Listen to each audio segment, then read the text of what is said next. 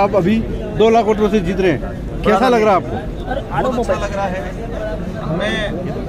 मैं आपके चैनल के माध्यम से भी बांसवाड़ा डूंगरपुर की आम जनता, आम कार्यकर्ता, भारत आदिवासी पार्टी के पदाधिकारी, इंडिया अलायंस के समर्थन में आए पार्टी पदाधिकारी और हमारे यहाँ पर जो विधायक रहे हैं, कांग्रेस के विधायक हैं, घाटोल से, बांसवाड़ा से और कुशलगढ़ से, तीनों विधायकों को भी मैं धन्यवाद देना चाहूँगा। दोनों पार्टियों के पदाधिकारी जिन्होंने दिल से साथ दिया उनको धन्यवाद देना चाहूँगा। आम जनता को धन्यवाद देना चाहूँगा। आम वोटर जो दिल से मेरे लिए राजकुमार बन के काम किया, इन सभी को धन्यवाद देना चाहूँगा। ये जीत मेरे अकेले की नहीं है, ये जीत प्रत्येक कार्यकर्ता की है, हम सब की है। और मुझे खुशी इस बात की है कि लोगों ने विश्वास जताया और मैं 5 साल पूरी कोशिश करूँगा कि इस विश्वास पे, इनकी जो उम्मीदें हैं, इन उम्मीदों पे खरा उतरेंगे। और एक शानदार प्रदर्शन रहा। मैं विपक्ष के लिए कहना चाहूँगा कि आप सबके दिमाग में से ये निकाल दे कि ये लोकतंत्र है, राजतंत्र नहीं है। यह जनता की चलेगी, जनता की भावना के अनुरूप काम करेंगे तो ही चल पाएंगे। और इस बार बांसवाड़ा डूंगरपुर की जनता ने यह एहसास करा दिया। और हम हर बार कहते हैं, एक वर्ड यूज करते हैं, हमने रगड़ा निकाल दिया।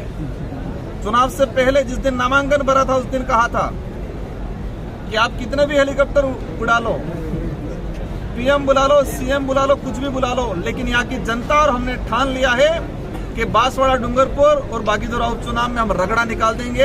और आज परिणाम के रूप में ये एहसास हो गया कि अवश्य रगड़ा निकल गया है। और बागड़ क्षेत्र के अंदर, बिलपट्टी के क्षेत्र के अंदर ये बात करें तो राजनीतिक शुद्धिकरण का काम हो गया है इस बार। महेंद्रजीत सिंह मालविया ने कहा था, ना आप चलेगा ना बाप चलेगा और इनको उखाड़ फेंकेंगे। अब आपका क्या कहना है? देखो, मालविया जी के लिए मैं, जो उम्र में मेरे से बड़े हैं, मेरे परिवार में सिखाया है कि उम्रदराज लोगों का मान सम्मान करना चाहिए। लेकिन एक सांसद प्रत्याशी थे वो, मैं भी सांसद प्रत्याशी था, लेकिन जिस तरह से इनके दिमाग में था, जिस तरह का उनका ओवर कॉन्फिडेंस था, इस जनता ने एहसास करा दिया। इस जनता ने एहसास करा दिया कि आपको ही हमने, बांसवाड़ा डूंगरपुर की जनता ने ही मालविया जी को बड़ा बनाया था। और उसी जनता को उन्होंने सौगंध खिलाए थे, इसी जनता को उन्होंने कई प्रकार से बांधा था। और वही जनता ने उनको एहसास करा दिया कि हमारी वजह से ही आपको आगे बढ़ाया था और हम ही आज आपको वापस घर पे बिठाएंगे। और इस बार उन लोगों ने बिठाने का काम किया। अब बहुमत किस ओर जाने का है अभी तक जिस हिसाब से बन रहे सरकारों? देखो, अभी तक कोई स्पष्ट नहीं हो पाया है। कोई ये नहीं कह सकता अभी इस टाइम में कि ना एनडीए की बने या ना इंडिया गठबंधन की बने। स्थिति 1 घंटे पर बाद क्लियर होगी। और अवश्य देश लेवल पे जो माहौल बना हुआ है, जिस तरह से एग्जिट पोल आ रहा था 354 का, कोई बता रहा था 400 का, कोई बता रहा 350 का, सारे एग्जिट पोल फेल हुए हैं। बांसवाड़ा सीट के लिए भी एग्जिट पोल जो कई नेशनल मीडिया वाले बता रहे थे ये है वो है, सारे एग्जिट पोल फेल हुए हैं। मीडिया ने जिस तरह से, नेशनल मीडिया, आप लोगों पे नहीं, समाचार प्लस ने आपको बताया था राजकुमार और 2 लाख वोटों से जीत रहे सवेरे। भाई साहब बता रहे हैं, उन्होंने बताया था। और अवश्य देश लेवल की मीडिया की अगर बात करें, मीडिया ने जिस तरह से बढ़ चढ़ के देश की जनता को गुमराह करने का काम किया है और ये परिणाम जो आया है, काफी डिफरेंस आया है।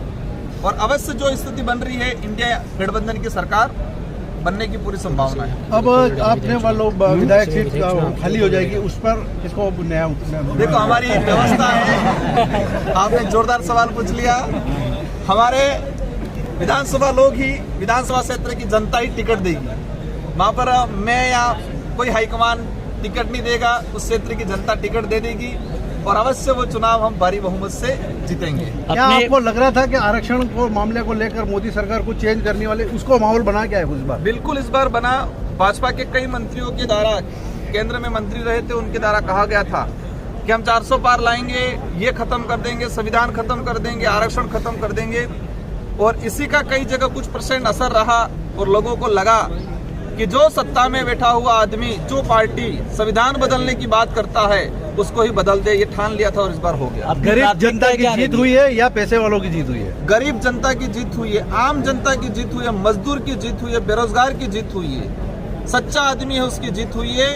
तानाशाही और बलशाली लोग जो थे, धनबा से थे, उनकी हार हुई है। अपनी प्राथमिकता क्या रहेंगी लोकसभा? मेरी प्राथमिकता यहाँ पर एजुकेशन को लेकर हम बेहतर काम करेंगे।